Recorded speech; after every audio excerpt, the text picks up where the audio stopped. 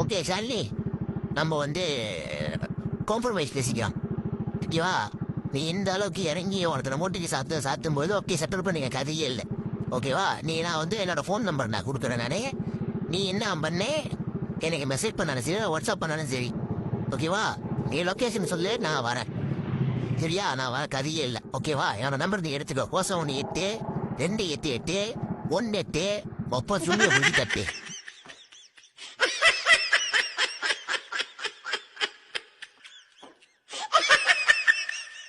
சரி, நான் செவனே தானா போய்க்கிருந்தேன். யாரு வம்பு தும்புக்காச்சும் போனனா? கௌரவம் கௌரவம்னு என் கௌரவத்தையே ஆரம்பிச்சிட்டீங்களா? அடே பெரிய சாமி, சிம்பிள்.